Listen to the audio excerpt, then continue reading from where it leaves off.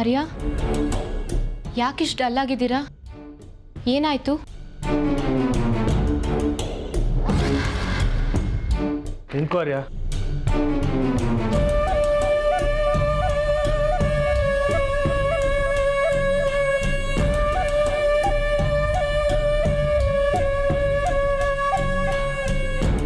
ಯಾಕೋ ಹೀಗಿದ್ಯಾ? ನಿನ್ನ ಸ್ಟಾರ್ಸ್ ಏನಾಯ್ತು?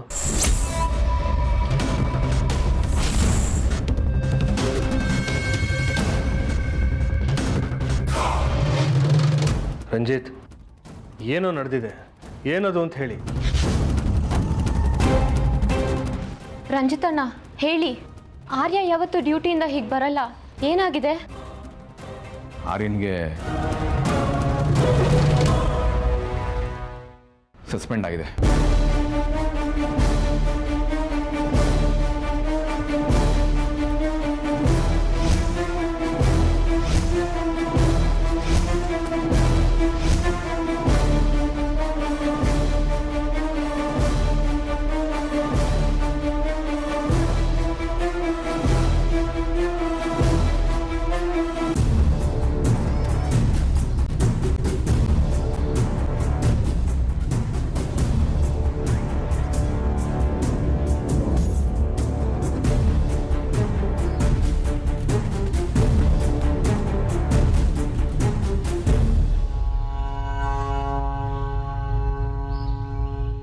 ಅರೇ, ಏನಾಯ್ತು?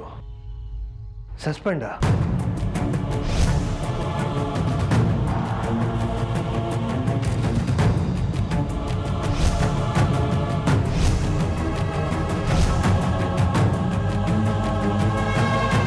ಡ್ಯೂಟಿ ಅಂದರೆ ದೇವರು ಅಂತ ನಂಬಿರೋರು, ಅವ್ರನ್ನ ಸಸ್ಪೆಂಡಾ?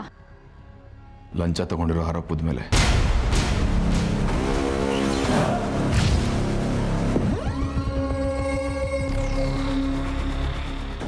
ಆರ್ಯ ಲಂಚನ?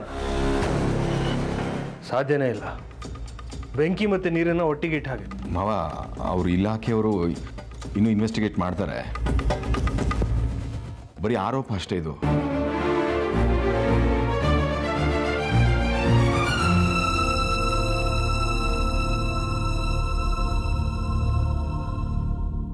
ಹೇಗಾಯ್ತು ರಂಜಿತಣ್ಣ? ನನ್ನ ಗಂಡ ಲಂಚಕ್ಕೆ ಕೈ ಒಡ್ಡೋರೇ ಅಲ್ಲ, ಹೇಗಾಯ್ತಿದೆಲ್ಲ?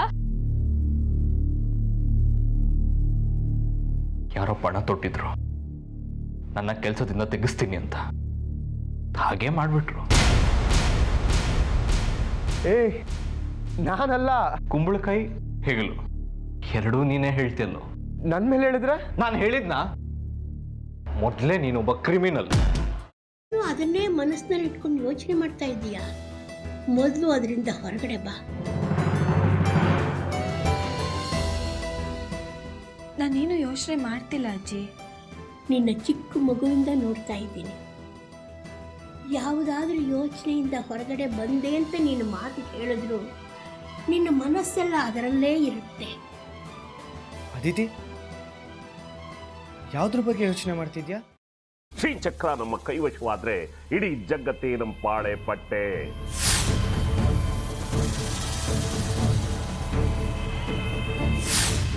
ನಾವಿದೀವಲ್ಲ, ನೀವು ಯಾಕೆ ಚಿಂತೆ? ನಮ್ಮ ಆಸೆಗಳೆಲ್ಲ ಪೂರೈಸುತ್ತೆ. ಅದಕ್ಕೆ ನಾನು ಹೇಳಿದ್ದು ನಮ್ಮ ಜೊತೆ ಕೈ ಜೋಡಿಸು ಅಂತ.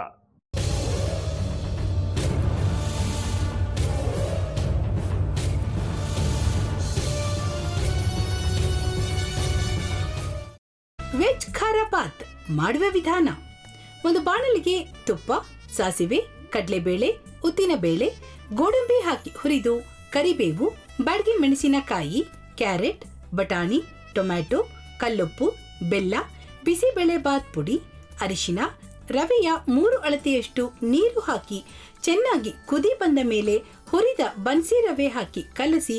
ಈಗ ವೆಜ್ ಖಾರ ಬಾತ್ ಸವಿಯಲು.